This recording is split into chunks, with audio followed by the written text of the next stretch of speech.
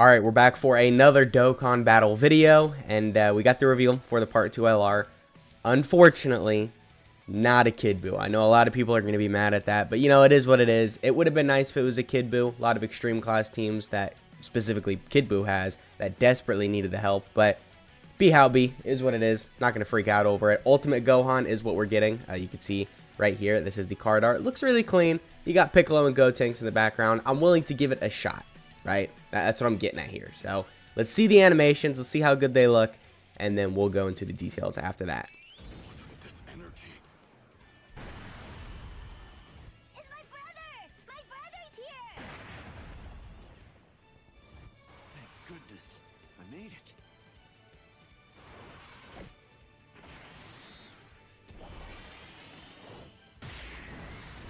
Okay. I mean, doesn't look insane yet. Alright, that looks kind of cool. You got to keep in mind, this is in normal speed. Most of the time, you're going to have it in 2x speed, so it'll make it look a little bit more flashy, I guess.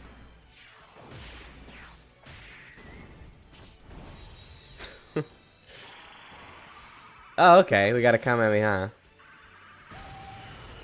Alright, that looks pretty good. That looks like it was directly taken from Super Saiyan 3 Goku, the physical one, but still, that looked pretty good. I'll give him that. Oh, okay, so he's got unit super attacks. I'm assuming with Gotenks and then Piccolo.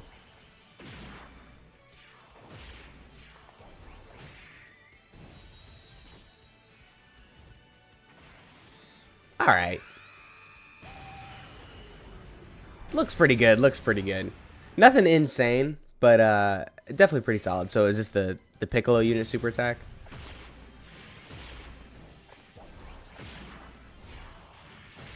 Alright, I guess not.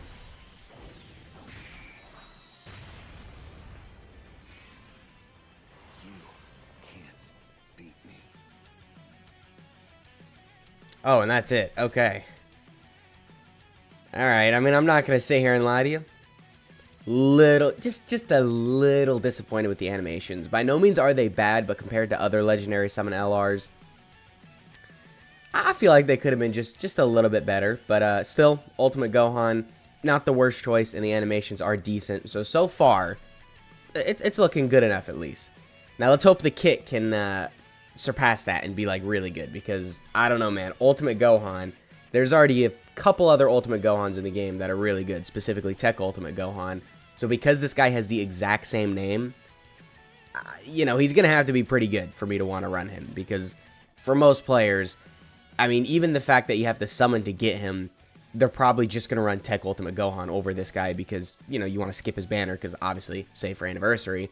But I don't know. Let's see what his kit looks like. We'll see. We'll see. So his leader skill, Majin Buu Saga or Saviors category, key +4, HP and attack and defense plus 150%. Obviously not the best because it is a legendary summon LR leader skill, so only 150% the stats to the two categories. Again, obviously not the best, but for newer players, for I don't know, people who just don't have a good lead for these categories, I guess it's alright. So, pretty solid there. The super attack effects and all that we'll get into in a second. They go into depth and like hold on the thing so you can read it in full on the next slide. But we'll go over his passive now. So, he activates the entrance animation once only. He gets 6 ki for the rest of battle. And all allies 58% defense for 2 turns from the character's entry turn when there are 2 or more Majin Buu Saga category allies on the team. Okay. I mean, that's pretty good. Most of the time, you're probably going to be running him with other Majin Buu Saga category allies, but still, I don't know, a little too restrictive for me, but not bad by any means, right? And then he gets 3 ki, 180% to attack and defense, guards all attacks just for free. All right, he's good. Instantly, he's good. I don't know if he's going to be busted, but free guard and support, yeah, he's good. He randomly changes key spheres of a certain type, AGL excluded, to AGL key spheres when all allies attacking in the same turn are Majin Buu Saga category characters. Alright, not the biggest fan of that. There's quite a few Majin Buu Saga category ally restrictions in his kit here.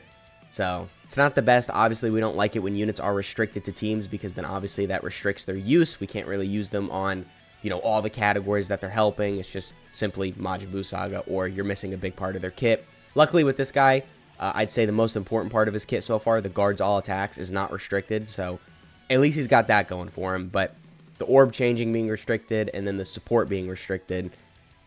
You know, that kind of sucks, I'm not going to lie. But it's alright. Again, looking pretty good. Gets an additional 58% to stats when ki is 12 or more. An additional 58% to stats. And launches an additional attack that has a great chance of becoming a super when ki is 18 or more.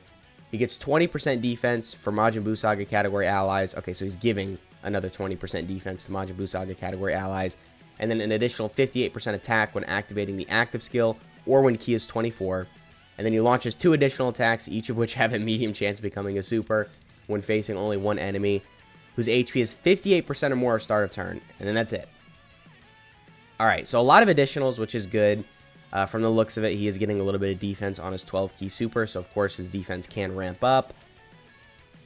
But I don't know, man. I mean, he's going to be good, right? But I still feel like Tech Ultimate Gohan is probably going to be better than this guy, if I'm just being completely honest. Just off a brief look. Of course, we're going to have to see him in-game, but I don't know, man. I mean, you got to keep in mind he's got All in the Family. He's got Cold Judgment. So he's got some pretty powerful defensive links. So between all the defense in his kit, his guard, and his defensive links, I mean, his defense is going to look really good. And with all the additionals he's going to be doing, I would only assume his attack is going to be really crazy as well. But yeah, I feel like they could have made him just a little bit better. I mean, that's just my first thoughts, honestly. But we'll have to see him in-game. Again, I know I've said this like 5 times, but by no means is he bad. And then his active skill condition is that it can be activated when facing only one enemy whose HP is 58% or less, or when there is another Majin Buu Saga category ally attacking in the same turn, starting from the 6th turn from character's entry turn. So more Majin Buu Saga restrictions. I mean, again, it's not a bad category, but look at this list right here. You got Revenge, Powerful Comeback, Entrusted Will, Rapid Growth, Saviors, all these teams that are really getting buffed like heavily by this guy being an LR. So unfortunately, the Majin Buu Saga restrictions do kind of take away from the impact he's having on these categories. But whatever, still good active skill. The effect is that it causes ultimate damage to enemy, gets 24 ki and 58% defense for 1 turn. So the turn when you do this active skill, I mean, yeah, he's going to be looking crazy. Guaranteed 24 ki super and an extra 58% to defense. Definitely very good. And then, yeah, now we get into the super attack effects. So his 12 ki, this is his 12 ki. So he raises attack for 3 turns, raises defense for 1 turn, and then causes colossal damage to enemy. And then his 18 ki, just his regular 18 ki, I think they go into here. Okay, so he stacks attack and then raises defense for 1 turn, causes mega colossal damage to enemy. Okay, stacking attack, we like that. That'll help his damage look a little bit more impressive. And then the 18 ki for the unit super attack is that it can be activated when ki is 18 or more with an ally whose name includes Goten Kid or Trunks Kid or Gotenks, Majin Buu excluded, attacking in the same turn. Okay, sorry, this is a little confusing for me, but we got it. So basically, the unit super attack, you just need to have a Goten, a Trunks, or a Gotenks in the same turn, and then you get that unit super attack where you saw Gotenks, came in, did his thing with Gohan. And then I think that's it, right? Oh, no, the effect for it is that you're greatly stacking attack, raise defense for 1 turn, cause mega colossal damage to enemy, and then raises allies' defense by 58%, huh?